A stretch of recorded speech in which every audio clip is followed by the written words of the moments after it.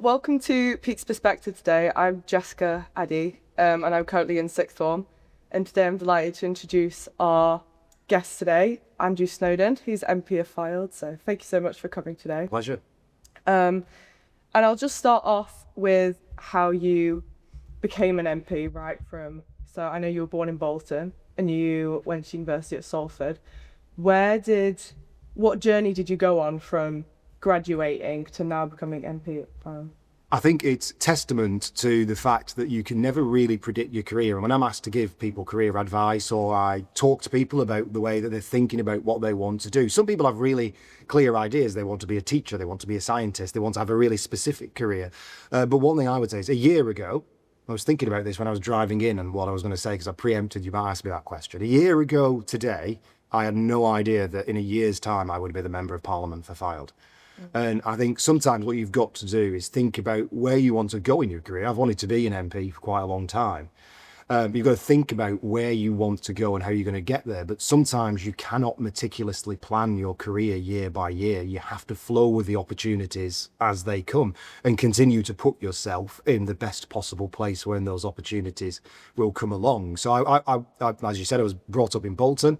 I was brought up by a single parent mum who had to look after my very ill sister at the time, who had serious epilepsy and had to have brain surgery to save her life. So we didn't have very much and we had to work hard. And I went to Salford University, which was the best in the country at the time for military history, which was a personal interest of mine and still is to this day. And then actually I just started out on my career. I ended up on a generic graduate management programme at Alfred McAlpines that was then bought by the infamous Carillion PLC, and I moved into higher education and then went back to Salford and worked as head of corporate affairs and then director of external relations for the university, and first got elected as a county councillor in 2017, which was quite a few years ago, on Lancashire County Council. And then my career in politics has kind of weaved and waved its way to becoming Member of Parliament for Fylde. And I think the thing is, particularly if anybody in the audience here watching today is interested in being an MP, you never know which seats are going to come available and when. And there's a complicated process of getting on the approved list for your party, getting selected for a seat, and then actually convincing enough people, in my case, 15,800, to actually vote for you in that election. And you never know where in your selection, in the election cycle, you are actually going to get elected. So you've got to continue to work hard to raise your profile, to build your network, and to continue to put yourself in the best place so that when the opportunities do come up, you've then got to take a calculated risk as whether you go for it or not. You were mentioning about then Conservatives, that you joined their party and you had to gain popularity. What points throughout your life, what journey did you go on to realise that the Conservatives was the party for you and that best represented your interests and you were passionate about representing them? Why specifically the Tories and not another party? Very good question. And as you can probably gather from, like I said, my distinctly northern accent and the backstory I just give you a little bit there, I'm probably not your atypical Tory party member, let alone Tory party MP. Like I said, my mum for quite a period of time had to be on benefits when I was growing up because she was looking after my sister who was seriously ill. And then my mum went back to college and did a degree in night schools and got a GCSEs first, actually, it's not a degree, sorry, GCSEs first in maths and then various other qualifications, and went working for the Royal Bank of Scotland eventually, and then onwards to be a social housing manager. My parents are divorced. My dad has worked in the same job for 40 years in a factory as a guillotine operator. And I suppose the reason for telling you that story is, what does the Conservative Party stand for? And how does that resonate with me? For me, it's about taking responsibility for your own life and your own direction. And that actually, if you want to get somewhere, if you want to be someone, that you have to work for it. And equally, that the state is there to provide a hand up when you need it, but the state is not there to provide handouts continuously, and it can't afford to. It's been debated in the press at the moment. And for me, that goes right to the root cause of why I'm a Conservative, because I deeply believe in personal responsibility. And I believe that the individual and the role of an individual in society is something that's really important, and particularly in this modern world, I think is something that we don't necessarily have or place the same value on as we have historically. I think the other reasons why I'm a conservative, so I'm quite particularly strong on the economy, goes back to what I said earlier about working hard and taking responsibility. But equally, you've got to understand, as a society, who pays for the state. Well, who pays for the state is individual taxpayers, is businesses, and you have to create a competitive environment for them to want to be in the UK. And in an increasingly globalized world where businesses and wealthy individuals can move at the drop of a hat, the UK is losing millionaires at a rate of one every 45 minutes at the moment. Those people pay the vast majority of the tax in the UK. They pay a much higher proportion as individuals, and without them, we will be able to afford our public services less and less. And it's remembering that if you want strong public services, you have to have a strong and growing economy and people in that creating wealth to pay the tax. Do you think there's a part of that a strong economy, an economy that focuses so heavily on boosting its millionaires, boosting its biggest corporations, do you think that does have negative effects on the lower income people in our society and increasing socioeconomic deprivation in the way that they are more stamped down in favour of the bigger businesses and the millionaires? Do you think that is currently a problem in the UK? And not as much as is kind of like grabbed in headlines. If you look at the tax base of the UK and the business base of the UK, it is predominantly small and medium-sized enterprises. And actually, the businesses that are being hurt, I think we've got the highest ratio of SMEs in the EU in terms of that proportion of our business base that is small and medium rather than large. And that is a real strong point of the UK economy. But at the minute, that is being tested. Those businesses can lesser afford the changes to national insurance contributions, the national insurance reliefs, the changes that are happening to business rate reliefs, the increases in the minimum wage and the things like that. But the rate of businesses that are going under at the moment is terrifying. The big international businesses are not going under, they're just moving. They're moving their tax base. And actually by doing that, if you want to raise aspiration, if you want to raise living standards, how do you do that if those large organizations and millionaires are moving their tax and their tax revenue abroad? Actually, it's reducing the income the state has to do those things. I always say, people argue about what ratio tax should be put on a millionaire. Well, I'd rather tax a millionaire 40% of £1 million than 60% of nothing, because they're no longer here. And that's the way we've got to look at that, because we've got to accept in an increasingly globalized world, money is mobile. right, so you think kind of the main way to keep millionaires in the country would be to reduce their tax rate? Is to make it a competitive place. It's not just about the tax rates. So we are sat in a wonderful independent school right now. And there's a huge debate. I asked a question very, very recently to the Education Secretary, Bridget Phillipson, about the way in which they've removed the VAT relief. It's not just about the income rate. So I did a public meeting, actually, and lots of parents came from AKS, from Kirkham Grammar, and from some of the smaller independent schools in Fylde. And actually, there were a number of international parents who have moved here for a number of reasons. One, because they had a business opportunity. Two, because they wanted to send their children to some of our fantastic independent schools. And they've managed that and looked at it, and they're not running big international businesses. They're running small and medium enterprises, or they're consultants, or they've got a particular profession. And actually, if you tax them more on their income tax, if you remove different reliefs on pensions, etc., if you increase the cost of independent school by 20%, it's not just about the flat rate of income tax, it's about the whole package of things about what makes the UK an attractive place internationally. As much as it is just about the flat rate. And that's before we even getting on to corporation and business tax that makes it competitive for business as well. Yeah, thank you. I'm going to have a look at my figure for this. Now, just doing some research, and I found on a YouGov survey that 3/4 of British people believe that the UK is in a worse state now than it was 15 years ago.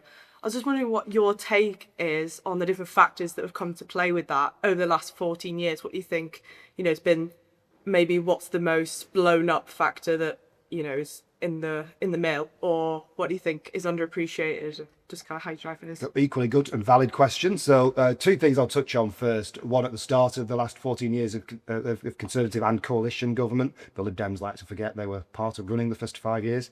And then towards the end. The note that was left in the Treasury by the former Chief Secretary of the Treasury, the handwritten note, the handover note to the incoming coalition government said, there is no money left.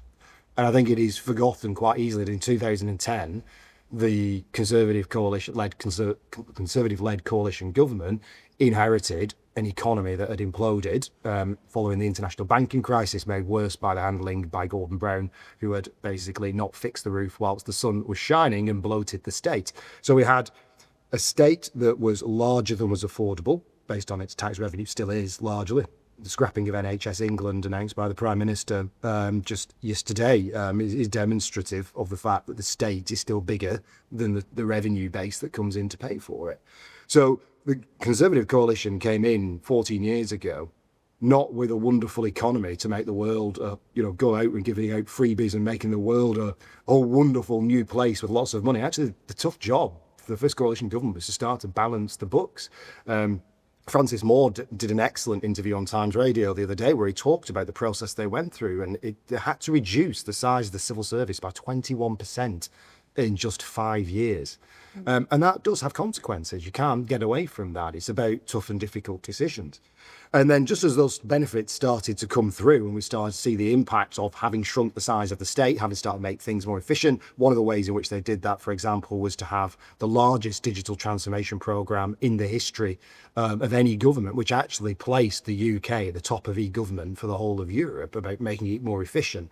So they moved all of that through. And then to get towards the end of that, and we hit the whole debate around Brexit, and it doesn't matter whether you are a Remainer or a Brexiteer, the disruption that period caused and the length of time it took to negotiate and to extract the UK from the EU was a destabilising factor. And then we hit COVID, in which the government spent to keep businesses afloat, to keep individuals afloat, to keep the economy going, to keep the country alive, and to do the COVID vaccine rollout, effectively created a wartime debt, the equivalent of the Second World War. And we forget that actually you as taxpayers in the audience here will be paying off the COVID debt for a long time in the future. And those big destabilising factors have an impact. But it's not all doom and gloom. I mean, in education, the previous governments created a revolution in creating technical apprentices again, giving people different ways into careers and into education. The economy was stabilised and is growing, and as we've seen over the last year, it's very easy to destabilise the economy, which is what is happening in terms of other areas of education. For example, in English, maths, the UK rocketed to the top of league tables following the Gove reforms. There's been lots of things that you can look at and point to that have been good, but it's completely understandable why, after some of those destabilising factors, that people by the end of 14 years of one particular flavour of government decided it was time for a change. You mentioned briefly then the shrinking of civil services. What's your response to the news about the dismantlement of NHS England recently in the news? Kemi Badenoch promised that we should be a constructive opposition. I still think the civil service is bloated and too big. I still think our public sector is basically bigger than our revenue base. In no other walk of life, and in government, in the long term, you can't continue to spend more than you bring in. It's that simple. You can't live off borrowing forever. I think it was George Osborne who infamously said you can't borrow your way out of debt. So we are still in that position. So if we are in constructive opposition, where we don't just scream and shout and jeer in the House of Commons every time the Prime Minister says anything, regardless of what he says, then I'd personally welcome the dismantling of NHS England. It's the largest quango in the world. And for me, it was, being completely honest and open and frank, it was a Conservative-led coalition that created NHS England. And I think that's something for us to reflect on a party on where we went wrong in government. And it's taken Keir Starmer to come and unpick it. So if we are working on that, there's many, many things. If you saw my questioning Prime Minister's questions this week, there are many things I disagree with the Prime Minister on, but this isn't one of them. Yeah, thank you. Going on to the election that has just been, that brought you in as Fylde MP, do you think that you won the election based on you as a person, predominantly in your values and who you are, or mainly due to the party you're affiliated with, or do you think it's a bit of both? I don't think the Conservative Party was a particularly electoral winning asset this time round. It was a bit of a disaster as an election, I think that's fair to say. But MPs can develop big egos, as all politicians can. And I think you can become a little bit too, I am the centre of the universe and it's all about me and I did and I did and I did. Whereas in fact, actually, you are part of a party. That's the way it works. That's the why very rarely independent MPs win or smaller parties win, because people predominantly vote on who they want to form the next government. Now, it is a two-pronged thing. You are a constituency MP, and I am very supportive of the constituency MP and first past the post system in the UK. I think it creates a degree of stability. I also think it keeps MPs connected to their local areas, which is why I am sat here being interviewed by you this morning, because I am your constituency MP, and that is part of my role, and it gives me a connection to an area where you have that area's voice in the parliamentary process. So people are on one hand voting for who is going to go into parliament, but equally they are voting for the person that they want to be their local MP. And I generally have a way of looking at it, which is, at very best, as a constituency MP, if you're a good constituency MP and your local constituents like you, there will be a small few percentage of them who will vote for you above the party. Your biggest challenge as the local MP is not to become a drag on the party brand. And I think if you keep that in mind, it helps keep you very grounded, which is actually, most people will want to vote for a political party. Very few will vote for a different political party just because of who their local MP is. Some will. Lots of people won't vote for a party if they think their local MP is useless. And I think, I'm setting a bar for myself there. Don't be useless. So, With the next election, I know it's quite a long way off, oh God. but I've only just recovered from the last one. I don't know if you've seen in St Anne's High Street, but as I was walking past the other day, I saw a Reform branch that's just opened, and also you can just put in Google Reform Fylde, a new website's come up with all the new candidates. Do you think that Reform, as this is a historically quite a right-wing area, do you think that Reform has a risk to getting a seat in the next election, as they are quite rapidly cropping up around the country? And do you think the Fylde is, at risk for having your seat taken by?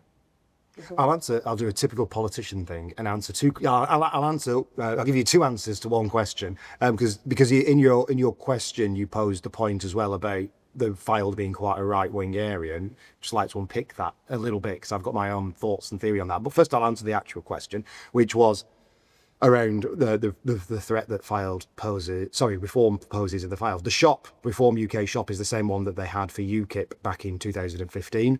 And they are largely rebuilding the UKIP base that they had a high here in back in 2015 election, going to 2017. It's quite interesting because we've had two by-elections in Fylde as well recently, two council by-elections, one in Wharton and one in St Anne's, and in the Kilgrimmel ward. And Reform came second in both of those. They pushed Labour into fourth, actually, in the Kilgrimmel election recently. But equally, we won both of them very, very comfortably, and both of them were gains for us. The Conservatives regained those seats. So the most recent electoral tests we've had shows that the Conservative vote is actually strengthening, not weakening in Fylde. I'm out regularly canvassing pretty much every week, talking to people. There's a lot of buyer's remorse out there. A lot of people voted Reform because they wanted to kick the Conservative Party because they felt we were no longer conservative nor competent. And a lot of them didn't realise just how hard that kicking was going to be, and there's quite a lot of buyer's remorse out there. Needless to say, I think Reform UK will galvanise in the Fylde in the short term. I think they will probably come second at the next general election in Fylde, as Labour appear to be imploding locally. But that said, Reform haven't exactly had an easy week or so, with Rupert Lowe being kicked out for threatening to become more popular on Twitter than Nigel Farage, and all of the implosion that's gone on around that, and they have properly had a scrap in public over that. So it'll be interesting to see how many big egos in such a small party can cope. But just to go to the point that you made about Fylde being a right-wing area, I think I don't think it would be fair to describe Fylde as a right-wing area. I think Fylde is a small c conservative area. There are very, very few big public sector employers in Fylde. And you've got BAE Systems, nuclear industry and independent schools, and then tourism as the largest sectors here, and then agriculture as well. They're all businesses. They're all business, private sector or independent sector businesses. So the vast majority of people work. If we go back to the conservative values I talked about at the start, about hard work, about not overtaxing business, about individual responsibility, about rewarding aspiration and ambition and those who work hard and gain success. Well, that pretty much is the Fylde. Fylde is an industry that is dependent on the private sector, is dependent on lots of small independent businesses who graft and work hard and want to be rewarded for the risk and hard work that they put in. And then you've got lots of people who retire here after careers in the private sector, who've just had the winter fuel allowances taken off them. So there is, in Fylde, people get the impression that Fylde is very rich. There are two very rich areas in Fylde, Lytham and Poulton. Well, the rest of Fylde isn't that much higher than the average wage in the UK. The difference is there's very few public sector workers and lots of people who work in the private sector and understand the fragility of the economy and what it means to them if it goes wrong. Do you think, going back to talking about reforms increase, do you think that that is linked to the feeling of personal finances being struggled, as there's sort of a trend that's being created of extremist political views and times of economic deprivation almost in people? Yeah, I think what Reform are trying to do, and don't get me wrong, some of what Reform UK says is valid. I mean, some of what they say is very, very valid points, and actually it's where the Conservative Party lost its way. Some of what they then say... Sorry, go on. What example would you give for... What do you think the reform...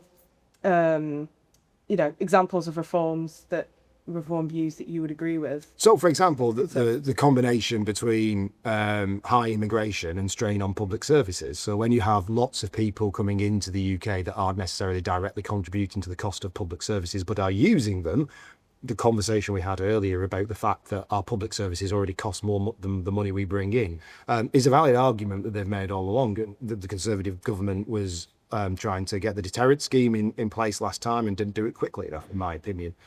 So they have made valid arguments around things like that. The way in which sometimes that is made and the inflammatory way in which that is made, I think, is where we then start to differ in terms of where we sit on the political spectrum. Right. The deterrent scheme, I'm assuming, is Rwanda. Yes. That you're about to. Just to move on, this is a bit more of a fun one, if you find it fun. Is there anyone in modern or historical, just anywhere in history, who is politically inspiring to you? Is there a politician that you think? I'm going to be a typical Tory boy here. So you're probably going to guess who I'm going to say, which is Margaret Thatcher. Really? Absolutely. I think Margaret Thatcher is a prime example. Go back to everything that I've said today. She wasn't from a wealthy background. She worked hard for absolutely everything that she had. She came into money when she married Dennis, obviously, but she worked hard. She came from a family of small, medium business owners. She trained, she worked hard, and she believed in the same values that I do. And when she was in government, she knew when to retreat and knew when to hold her ground. Slightly less so towards the end, which happens to most politicians when they've been in office for quite a period of time. But she had values. She knew what she believed in. And I think if you look at what the public wants, what the public are attracted to in leaders, we understand that a prime minister, a member of the cabinet, they're all human beings. They will make mistakes. They will have personal flaws. They will have strengths. But what makes the public forgive people for strengths or for flaws or mistakes is, do the public have that sense that that leader believes in something, that has conviction, that he's trying to achieve something that is bigger than any just individual, and has the courage to stand by their convictions? I mean, my step-granddad absolutely hates Margaret Thatcher as a politician, but he still begrudgingly admires her as a leader and a person, and how she conducted herself in office. And yeah, I have absolute admiration for her. Margaret Thatcher's obviously famous for her accelerating privatisation in the UK. nowadays we've got a lot of problems, in my opinion, due to this privatisation of water, for example, trains.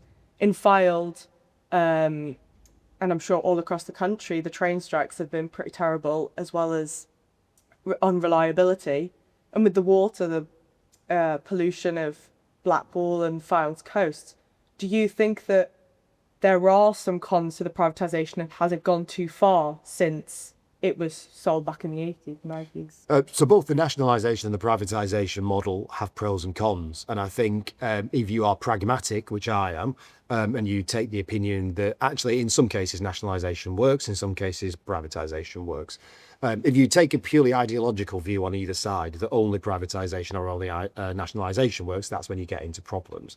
So it's very easy now, given that many of those industries have been privatised for a number of decades, to look at it and go, well, if we waved a magic wand and brought them into public ownership, none of these problems would happen. Well, they were privatised in the first place because they were a mess. So it's not as simple as that. If we talk about trains, for example, Northern Rail is already nationalised. So Northern Rail, our biggest local operator, is only owned and operated by the government. It was taken back into national service, to national ownership, sorry. And it's got worse, not better. So I don't think it is as straightforward as that. The railway lines, for example, that operate the best are the ones that there are competition on. And that is the biggest pro of privatisation. I will come on to a con in a minute. But the biggest pro of privatisation is competition. So Avanti West Coast Main Line, the line from Preston to London, which is the bane of my life, and the levels of cancellations, declassification. So as a consumer, I have nowhere else to go. I have no one else. I cannot get any other train direct to London other than using Avanti. So for me, it might as well be nationalised. Because the biggest pro of privatisation is competition, and competition drives quality. Because if your customers can go somewhere else and your job depends on making a margin, then you'll run a good service.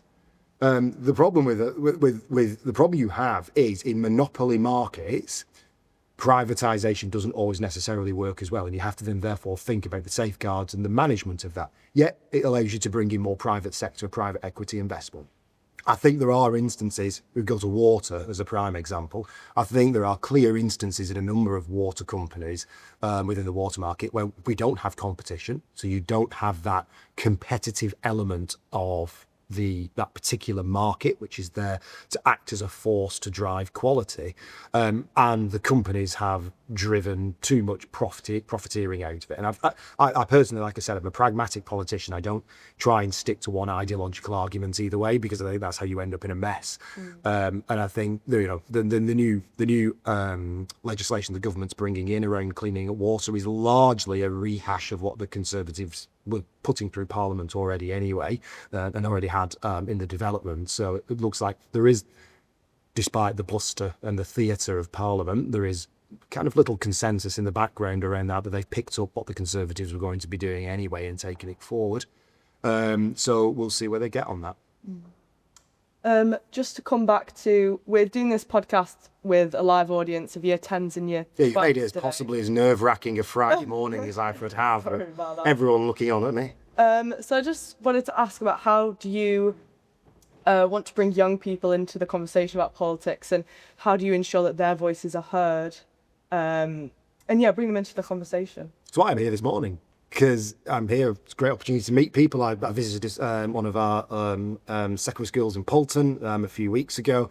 And I think actually just getting out and showing younger people that politicians are actually acceptable. We might be boring, we might be a bit anarchy and a bit geeky at times, but we are just humans with stories to tell. And just, I can remember when I was sat in my sixth form secondary school assembly hall back in the day, listening to people come and talk about their careers and where they are. And I think just that engagement is really, really important. And I think it's easy for people to dismiss young people's voices and talk about experience and things like that. Whereas actually, as I said, some of the sharpest interviews as I'm having right now, some of the most pertinent questions I've been asked are from younger people who have fresh ideas and who have different perspectives, and effectively who are the future. As I said, you'll be the taxpayers who'll be paying off the COVID debt of the past. You should have a strong voice in how you want the country that will be your future. to be run. So I know that you obviously have lived in the north and grown up in the north your whole life. Do you think in Parliament the north is well represented, especially since there's the whole idea of the north-south divide, and in the past, arguably, there's been less investment up north. Do you think that that's evening itself out, or do you think it's still? I mean, there's the same number of seats in the north as there were this time last year. I think Boris in particular had started the levelling up agenda. There's lots of money that's still coming through the pipeline into the north off the back of that. But it is a fact, you know, the UK economy is heavily tilted towards London and the southeast, and has been for generations. That's not a new phenomena of the last 14 years. It has been for generations. The UK has been a very centralised Whitehall-run country, and equally has had an economy that has been very dependent since the industrial revolution and the prime of industry, ever since the decline after the end of that period of heavy industry, has been very, very dependent on the city and on London and the southeast. And again, it's how you unpick that without destabilising. So I believe you do, you know, once we stop dealing in the currency of fact, we start dealing in the currency of what we would ideally like, that's when you start to come a cropper. So the fact is, the City of London and the southeast economy pays more of the UK tax base as a proportion than anywhere else in the UK by country mile. If we suddenly start penalising that to shift money elsewhere, well, the city's mobile. The city there's plenty of other competitive places the city can go and operate. And there have been a number of businesses. There's quite an interesting piece. We were talking before about future careers in technology. There is an interesting way the city is looking now about how it better uses technology to create new ways of operating markets. So you've got to accept that. So for me, it's kind of, how do you create the halo effect of that? How do you create the competitive environment and the skills base for industry, for businesses, for individuals to want to be in whole host across the UK? We've just touched on part of it. Part of it is connectivity. If you've got a business that's already in London, so the market's saturated, it costs a fortune to operate in London, and you look and say, do you know what, I might move to the northwest, or I might even just set up a satellite office in the northwest to start with, and then you try and get to Preston and back on Atlantic West Coast Line 1s, and you're like, I am not doing that journey again. There are problems. So it's about infrastructure, it's about the skills base, and it's about creating that competitive environment.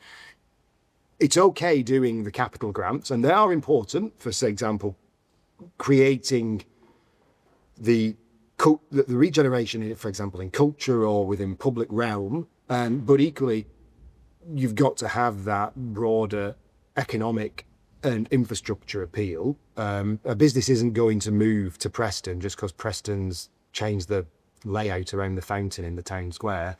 They'll move if the railway line is appropriate, if they've got the office or industrial space that they need to get, if they've got the skills base in the local area, and that there's tax incentives to do so. On connectivity, HS2, there's those plans up to, was it Manchester? Yeah, they've been scrapped, haven't they? Do you think that that's going to have a long-term impact on how well the North can, have modern industrialisation compared to the South? I think it's just stopping at Birmingham at the minute. And what's your kind of opinions on how HS2 has all panned out and the money that's been drained from not very lucrative programmes so far? HS2 has proven that the UK has lost the ability to do infrastructure well. I mean, the cost of HS2 before a single spade was put in the ground is eye-watering.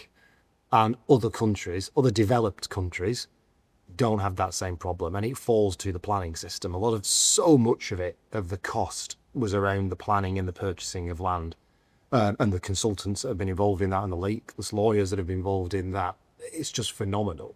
And doing infrastructure in the UK will always be relatively more expensive than, for example, in France or Germany, because they're bigger countries with wider spaces, and actually, therefore, the land value of what you need to compulsory purchase and go through will always be higher.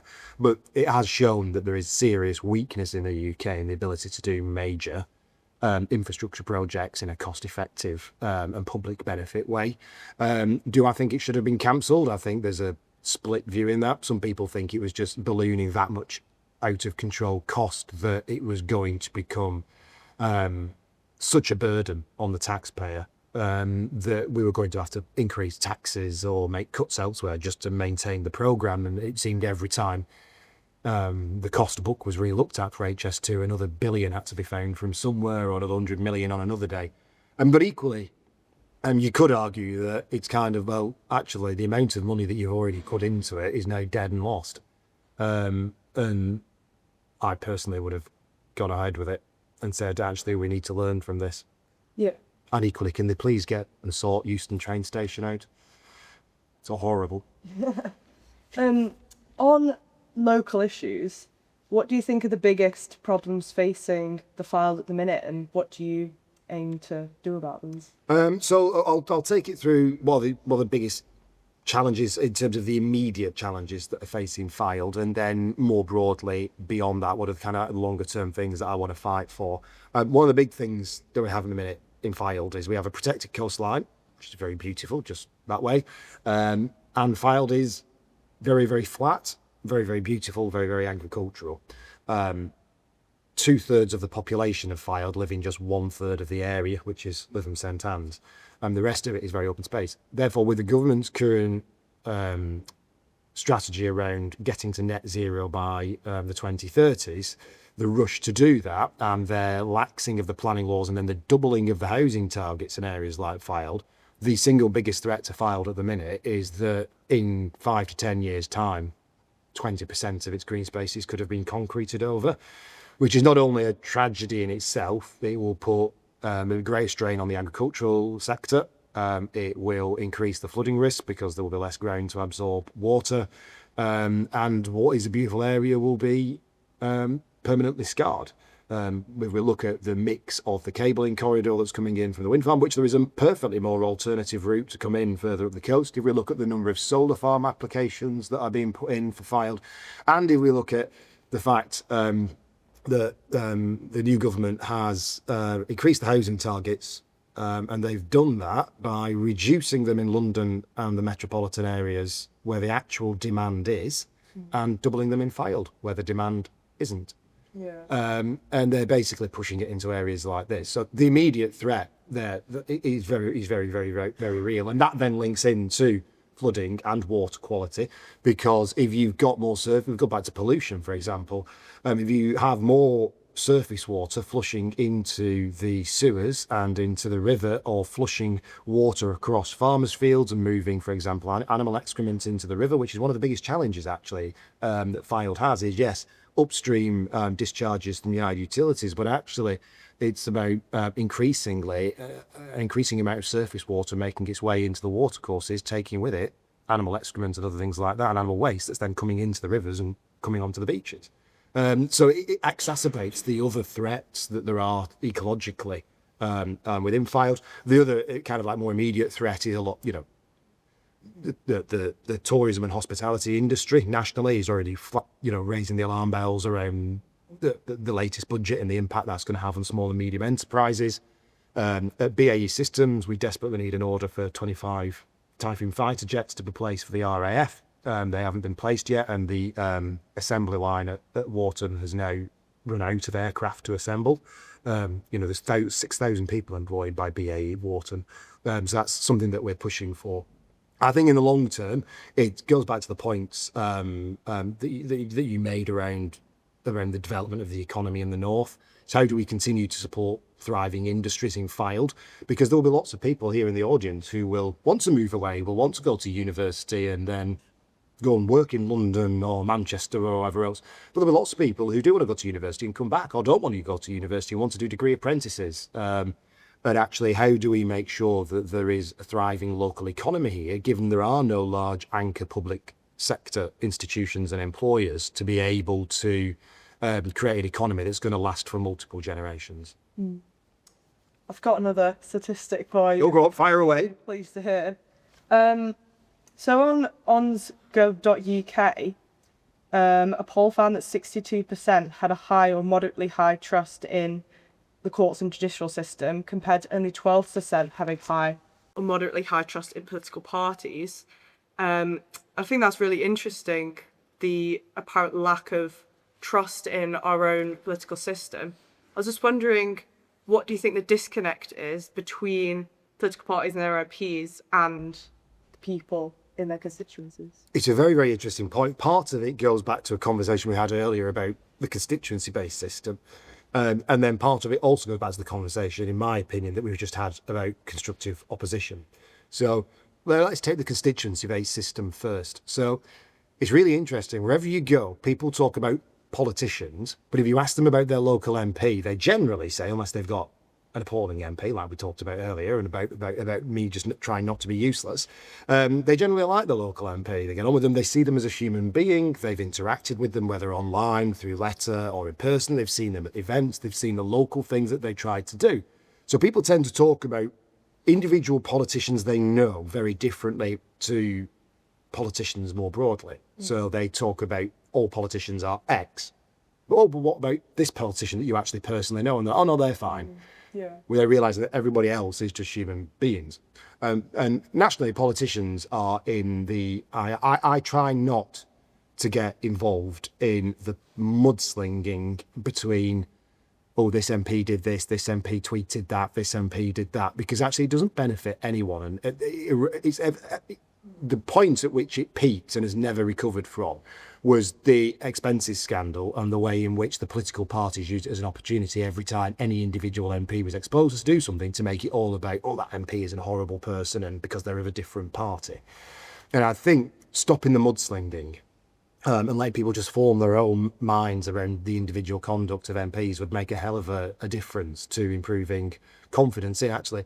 If you look at the number of MPs that have scandals versus the number of MPs that don't, it's a very high proportion, but nobody, it's not, the Daily Mail aren't going to do a front page story on Andrew Snowden, Tory MP, has no scandal this week. It doesn't sell newspapers, does it? But if I get drunk and punch a constituents, obviously that'll be in every national newspaper, as it was for Mike Amesbury. But going back to the other element of it, which is about constructive opposition and a valid point. So if politicians always continuously disagree with the other party, no matter what they say, it becomes disingenuous and it erodes people's view of whether you actually have an opinion. We go back to why I admire Margaret Thatcher, whether you have a conviction. And you shouldn't be afraid to agree with the opposition when they do something, whether you're in government or opposition. You shouldn't be afraid to agree with the opposite parties when they do or say something that makes sense or is the right thing. And equally, you shouldn't be afraid of being disliked. There is kind of like this dysphoria in politics now, particularly on an individual basis, that everyone wants to be loved and liked and popular all the time, that everything's run by a comms grid, everything's run by what do we think the papers will say. And actually, sometimes you just have to stick by your convictions and stick it out. And it might cause you some short-term pain, but it'll probably give you more long-term respect. Paul, my office manager, is in the audience here. He's actually an alumni of this school as well, so has been very excited to come here. When we did the interviews for my parliamentary staff, there was one question I asked them all, and it comes to the heart of this, which is I said, obviously as an MP, I want to grow my profile, I want to grow my network. And I asked them all, how would you do that in a way that I ain't going to go on social media and say controversial things just to get likes and retweets. I would rather be respected than famous. And I think we just need that attitude a little bit more. About your personal views in voting and things, how much of what you vote in, like, passing bills and things, is your personal opinion and how much is the whip? And where's that kind of... I have to be very careful how I answer this because I am a whip. So I have to be quite careful how I answer that. So I got promoted to be a whip in the Conservative Parliamentary Party, and I'm also the Shadow Foreign Office whip, working with Priti Patel as Shadow Foreign Secretary. Be careful how I answer the role of a whip. That's probably a podcast we could do another time around the role of a whip and the whipping system in UK politics. I think, go back, so we had a little exchange earlier about why I'm a Conservative. So I think part of it is you are elected into a parliamentary party because you have a shared and common view of the world. And that's why you are in that parliamentary party. And therefore you are going to most likely agree with the whip in that political grouping because you personally identify politically with that viewpoint of the world. All parties are, well, two main parties in particular are quite broad churches. You have me that's probably sat on the centre-right of the Conservative Party, and you have the One Nationers, which are more centrist. But we still have a shared value. We kind of have different views on the variations of how you go about it. So you largely agree with your whip. There are areas where it comes to what's called an issue of personal conscience. And I think the most biggest example we've had recently of that is the assisted dying bill. No whip was placed on any MP on the assisted dying bill. In fact, I think every single MP, every single political party had MPs voting both ways. And I think that's the difference. It's where is a bill about where there needs to be, or you stood on a manifesto, for example, if you're an MP. So you can't get into Parliament and say, I stood on a manifesto, or I made the case for this, or I stood as part of a party that said they would do this or oppose that, and then not follow the whip once you get into office. But there are certain issues which are around moral conscience and are not around the running and functioning of normal government, is the way I would put it. So assisted dying bill, for example, I mean, that's something that's deeply personal to an individual, and it's something that I have grappled with. I've spoken to many people about it. We've debated it in the office. We've debated it in corridors. I've debated it with my wife, sat at the dinner table. And it is something that lots of people have really deep personal views on. And I think it is right that on votes such as that it's not about whether you agree with your whip or not. There shouldn't be a whip in the first place. Thank you so much for coming and speaking to me today and to everyone here. Just before you go, I just wanted to ask one more question, which has got no right or wrong answer, which is, do you think that politics is an art or a science? Oh, that is a good question. So we had this conversation before we came on, didn't we? Which is our choice of sixth form subjects places us as humanities versus science. And it's an interesting one, isn't it? I always say, for example, that baking is a science and cooking is an art. And one is about following a recipe. The other one is a bit more Keith Floyd, splash and a dash. Probably too old a cooking reference for everybody in the room, but people watching the podcast might get it. I would suggest that it probably transcends both.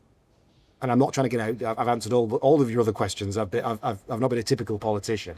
It probably does transcend both. So and the reason I would say that is, for example, different MPs contribute different things to the running of Parliament, to the legislative programme and to the political parties. So let's go through smoking, vapes and tobacco's bill that's currently working its way through Parliament. Again, there was no whip placed, it was a free vote. The debate that happens, the kind of the art of the debate, is probably quite a humanities thing, that ability to debate, to discuss, to cajole. But then once you get into the bill committee and you're discussing the technicalities of the bill before it comes back to the main chamber for debate, is Caroline, who went in for us. She's a doctor, she's a paediatrician, she understands the science behind it, the technicalities of it. So I don't think politics is about whether you're a science or a humanities, whether you're an introvert or an extrovert, whatever the different personality factors. I think it's about understanding that Parliament should, and at its best, reflects the society that it serves. And therefore, everyone who is in that society should be reflected within that Parliament if it is going to do a good job of governing a country and maintaining consensus. I think that's a great answer. So thank you so much. And thank you for joining us today and giving up your time. And I hope everyone listening enjoyed. Thank you so much for being here.